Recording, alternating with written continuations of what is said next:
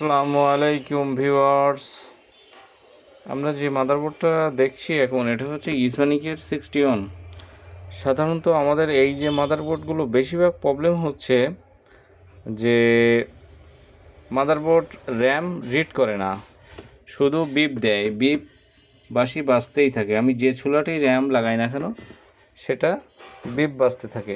আমরা সাধারণভাবে প্রথমত দেখব র্যামের সাইডের ভোল্টেজ ঠিক আছে কি না।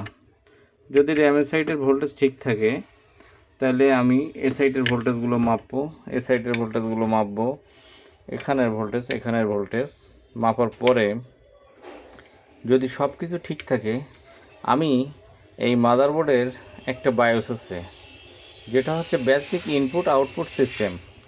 আমরা সাধারণত মাদারবোর্ডের ভাষায় বলতে পারি এটাকে রম। এই রমটাকে আমি নতুন করে যদি প্রোগ্রামটা করি, প্রোগ্রাম করার পরে তারপরে র্যাম লাগিয়ে দেখব যে এটাকে সঠিকভাবে রিড করছে কি না।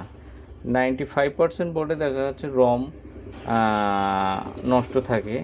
এটাকে আমরা চেঞ্জ করে নতুন করে প্রোগ্রাম করে লাগাই দিলে এটা ঠিক হয়ে যায়।